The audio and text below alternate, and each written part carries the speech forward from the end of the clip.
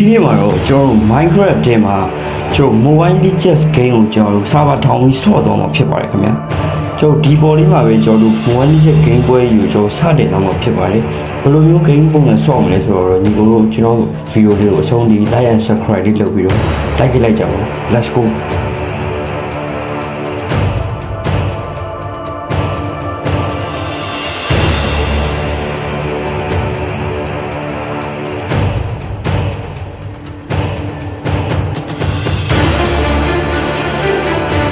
ကဲအခုပြထားတဲ့တက်သားလေးနဲ့ကျွန်တော်ဘေးရပဲဟာအမဲတင်ကျွန်တော်အနီးချင်းပေါ့နော်ကဲစလိုက်ကြရအောင်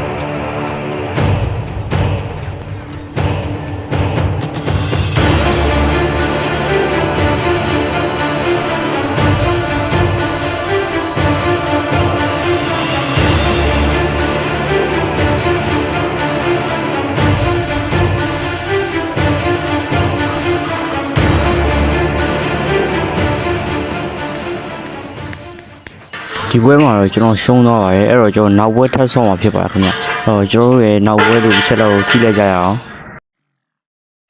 ဒါကတော့ကိုယ်နေရာနဲ့ကို hero လေးထားပါဘောနော်ဒီတစ်ခါတော့ကျွန်တော်ကကျွန်တော်ရဲ့တက်သားကိုကျွန်တော်ရွှေအောင်ထားမယ်ပေါ့နော်ကျွန်တော်ရွှေအောင်မင်းနဲ့ပြောမယ်ဆိုဂိုးရန်အဖွဲ့ပေါ့ဒီမော့ထဲမှာဒီကောင်လေးအတွက်လက်နက်တွေမင်းတွေပေါ့နော်ဒီ channel ကောင်တွေအများကြီးရှိတယ်ဒီပွဲတော့ကျွန်တော်နိုင်အောင်ဆော့သွားဖို့ကျွန်တော်ကြိုးစားမယ်ပေါ့နော်ဒါတော့ကျွန်တော်ဒါပြောမှတာဝါတိုင်းပေါ့နော်ကျွန်တော်1ရက်တည်းပုံစံမျိုးဆိုဒါတာဝါတိုင်းအကြီးဒီမှာတာဝါတိုင်းအသေးဝက်မှာတာဝါတိုင်းအသေးနောက်တစ်ခုပေါ့နော်ကျွန်တော်အားလုံးပေါင်းတာဝါတိုင်း3ခုပဲထားပါတယ်ဒီ3ခုပဲဗျာဒီမှာကျွန်တော်တို့တက်သားကြီးနောက်တစ်ထားမယ်4ယောက်အားလုံးပေါင်းတက်သား15ယောက်ထားပါပေါ့နော်ကျွန်တော်ဒီခေါက်ကျွန်တော်ဒီကောင်ချင်းထဲဖို့ကြိုးစားတာကျွန်တော်တက်သား2ကောင်လောက်ပို့ပြီးထည့်ဖို့ကျွန်တော်ဆုံးဖြတ်ထားတယ်ပေါ့နော်ဒီဒါဆိုရင်တော့ကျွန်တော်တက်သားပြည့်နေပြီကျွန်တော်တက်သား2ကောင်လောက်ပို့ပြီးတော့ဒီကောင်မတိအောင်ထည့်ထားမယ်ပေါ့နော်ဒါဆိုရင်တော့10ကောင်ရှိသွားပြီပေါ့နော်ဒီမှာထပ်ပြီးတော့တက်သားထားမယ်9ကောင်10ကောင်17ကောင်12ကောင်13ကောင်14ကောင်15ကောင်ဒါဆိုရင်တော့ကျွန်တော်15ကောင်ပြည့်သွားပြီပေါ့နော်ဒါဒီကောင်တွေကိုဒိုင်းမွန်အာမှာဝတ်ပေးမယ်ဒိုင်းမွန်အာမာလေးတရားတစ်ခုစီရင်ဝယ်ပေးရမယ်ပေါ့နော်ကျွန်တော်ဒိုင်းမွန်အာမာတော့ဝယ်ပေးဒိုင်းမွန်အာမာပဲရှိရပေါ့နော်အာမာတော့ဒါပဲရှိရပြီးတော့ကျွန်တော်မြင်းအရှိမှထားမယ်အနောက်က3ကောင်တော့ကျွန်တော်မြင်းမထည့်ပြီးတော့ဘူးဒီကတော့ကျွန်တော်ပြောရမယ် COC ဆော့သလိုပဲအကုန်လုံးကိုယ့်ဘောင်ကိုပြင်ဆင်ပေးရတာပေါ့နော်1ရက်ဆိုလည်းဟုတ်တယ် COC ဆိုလည်းဟုတ်တယ်ပေါ့နော်ဒီကောင်တွေကိုဓာတ်ကြိုက်ခိုင်းမယ်အနောက်ကောင်တွေကိုမြားကြိုက်ခိုင်းမယ်ဒီကောင်3ကောင်ကိုမြားပြစ်တဲ့လူလောက်ခိုင်းလိုက်မယ်ပေါ့နော်အနောက်ကနေပဲ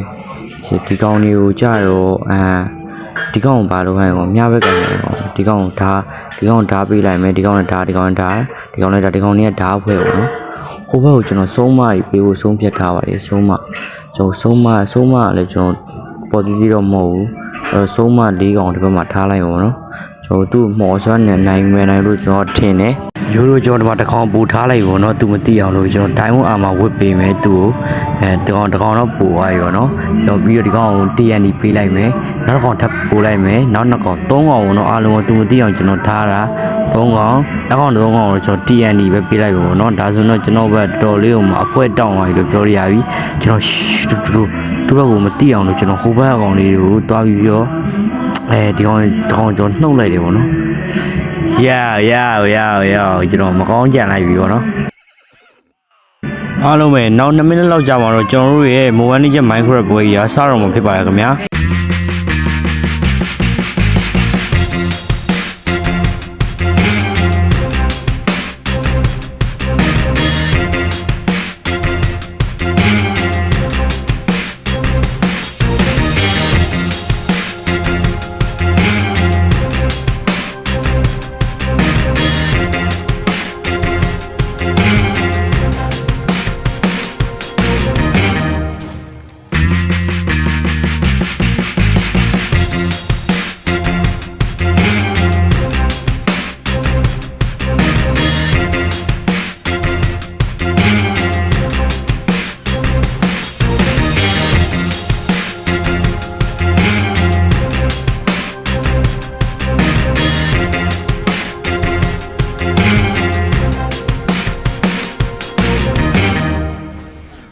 မာပိုင်းမှာတော့ကျွန်တော်အတင်ရှုံးလို့ဖြစ်နေရပေါ့နော်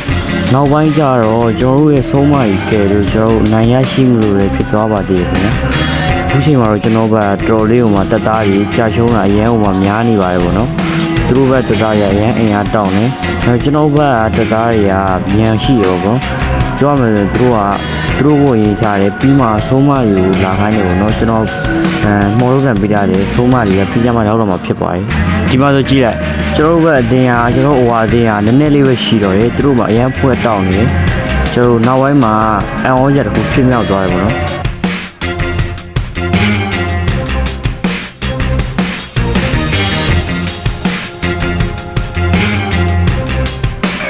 ဘရိုဘက်မှာကြည့်လိုက်တော့ဆုံးမရည်ရောက်လာပြီကျွန်တော်ဘက်တော်တော်လေးမှဖွဲ့တောင်းနေပေါ့နော်ကျွန်တော်ဟိုဘက်ကအကုန်လုံးကိုကျွန်တော်ကိုလိုနီးပါးတည်သွားကြပြီပေါ့နော်အိုးနောက်ဆုံးမှာအနိုင်ရရှိသွားပါတယ်ခင်ဗျာ